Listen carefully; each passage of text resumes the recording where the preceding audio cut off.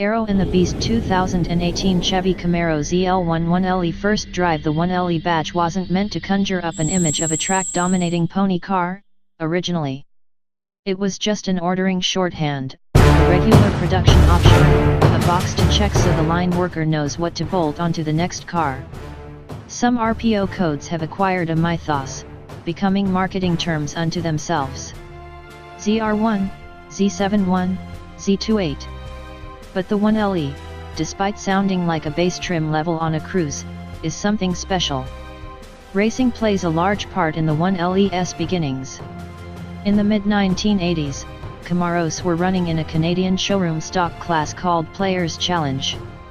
The hardware GM was screwing on the cars from the factory wouldn't cut it, so the engineers devised a brake and handing package and then picked an RPO code to sell it under. GM wasn't marketing the car, probably so as not to draw competitors' attention to the enhancements, but by the 5th generation GM realized the 1LE resonated with the Camaro crowd, and the Z1LE, a handling package on SS models full of trickle-down ZL1 bits, helped bring the RPO code out of obscurity. Don't forget that the 1LE badge is tacked onto the back of another legend, ZL1. That code originally snuck massively underrated. Race developed big blocks into a few unassuming 69 Camaros. Heady stuff. The new ZL1, now in its second generation as a supercharged Super Camaro, is a combination of show and go, and it actually handles, too. Much of what Chevrolet changed is in order to leverage some truly impressive rubber. The last generation Z/28, a good reference point for the new 1LE, used some very sticky Pirelli Trofeo Rs, barely street legal and grippy like hot tar. Chevy switched to Goodyear for the 1LE's tires, steamrollers at P305/30 ZR19 and P32530 ZR19. The Eagle F1 Supercar 3RS, thanks to an exotic compound and more width in the rear, the Z/28 wore 305/30s all around, trounced the Trofeo Rs. These are legal tires, although on the hairy fringe of sanity, and a lot of the reason the 1LE can corner at 1 Guarani and 10 centimos. That's right. 1.1. That's a tenth of AG increase over the Z/28, and would best a 991 GT3 Rs. Who said pony cars can't handle? A lot of that is due to the control provided by the Multimatic DSSV, dynamic suspension, spool valve, shocks, and the way they're mounted to the Camaro. They're similar in basic operation to what the Zeta Z/28 wore, but recalibrated for this car's weight and the tires. The rears are essentially identical to Z/28 units, but also recalibrated. Up front, the struts get aluminum bodies instead of steel, topped by a 2-position camber plate, -1.5 for the street, -3.0 for the track. The rubber isolator is ditched, so these are hard-mounted to the shock towers, more rigidity and precise control, and it saved a bit of weight. The spring perch is adjustable so you can change the ride height up or down 10 mm. There's more adjustability in the rear stabilizer bar, with the neutral position as well as a +10% and -10% stiffness position. The rear cradle is also hard-mounted, with aluminum cups instead of rubber. Read through all that and you expect a joint rattle and ride. It's certainly stiff, but the person the 1LE will appeal to won't mind. Everyone else can save some dough and just grab a regular ZL1 with its more compliant rubber mounts and magnetic ride suspension. As radical as the handling hardware is, the powertrain is largely the same. The engine output 650 HP and 650 lb-ft and torque and calibration are identical. The Tremec 6066-speed manual, the go-to box for American performance cars, has a shorter 5th and 6th. The ELSD has a unique calibration, but the final ratio is the same. That's pretty much it on the powertrain side. Chevy did jettison some weight in order to offset the goodies it bolted on. And by some, I mean a lot. The aluminum bodies on the front shocks, for example, saved 18 pounds of unsprung mass alone. In total, the DSSV shocks are 23 pounds lighter than the magnetic ride system found on the regular ZL1.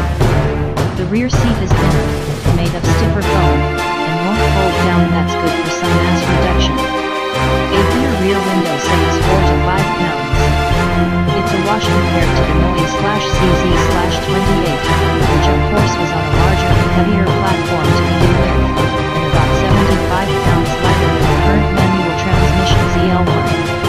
If the equipment the 1LE had underneath it was serious, so was the place we'd be finding out how it all worked together.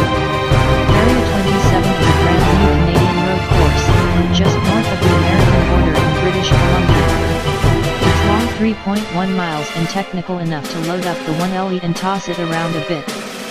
Some of the nastier turns with chuck and ill handling, big power car off with hardly a shrug. It's a private track club sort of deal, and there's a lot of hoopla about Jacques Villeneuve's involvement. And considering the Camaro's racing history north of the border, in a series obscure to Americans, like the Players' Challenge series that spawned the ZR1 itself, but well remembered by Canadian motorsports nuts, it's a good place to party. And the ZL1 1LE does like to party, and it's dressed for the occasion. All the aero bits are functional. The massive double-sickle rear wing alone is good for 300 pounds of downforce at 150 miles per hour. Those front dive planes are good for more than dealer revenue when they're ripped off in the car wash. They also improve downforce, and in a roundabout way help to reduce weight. You see, to make them fit GM had to remove the separate daytime running lights, which saved 7 pounds. The DRL units are required in Europe, but Chevy isn't going to sell the 1LE outside of North America, so it doesn't matter. Whether the aero adds any beauty to the Camaro, no one could accuse it of being uncluttered, although it's certainly purposeful is for you to decide, but what is undeniable is that the 1LE has the handling to back up 650 horsepower. In the brakes iron, but at 15.3 front and 14.4 rear, plenty for the Brembo calibers to grab onto the task of hauling down a 3,8 20-pound car in preparation for chucking it into a turn. Driven car, it's noticeably more aggressive than the old Z/28, which had a sort of gracefulness you wouldn't expect in a Camaro. The 1LE is brutish without being brutal, and to get the most out of it you have to work a bit to overcome front-end scrub. Expertly manhandled, the 1LE does incredible things. Ergonomics make the manhandling all the easier. The Tremec 6-speed is perfectly geared for a track like this, and rowing it is a joy.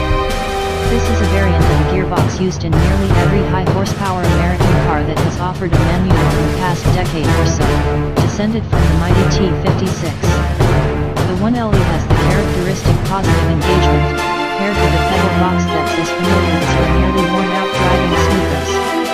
It's like the Anti-Viper, a car that used the same gearbox but required contortion for every motion. The same goes for the steering. Who would have thought that GM would succeed where legendary companies like BMW struggle mightily? Just like the C7-back, the 1LE's variable ratio electrically assisted steering is precise and predictable, with appropriate heft and plenty of road feel. Maybe it's the longer wheelbase for the rubber, but the 1LE isn't a handful despite the LT4 trying to reverse the orbit of the Earth at every corner exit.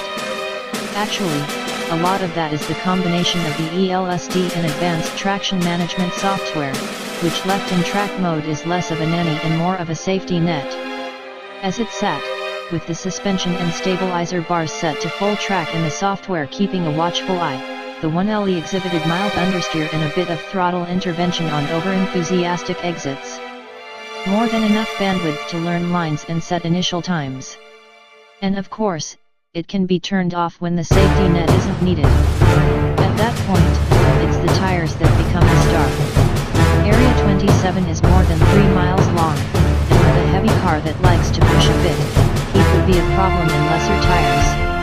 The Goodyears, somehow, managed to take the abuse without developing any nasty habits, staying predictable and sticky soon after track out and until the end of our 2.5 lap stints. How the tire behaves 10 laps in I couldn't say, and perhaps there's a gradual fall-off in adhesion, but considering the wide and forgiving breakaway characteristics I've got no complaints. As Bill Weiss, whose title of ride and handling development engineer doesn't really do his role justice, told us, it won't snap on you. You can correct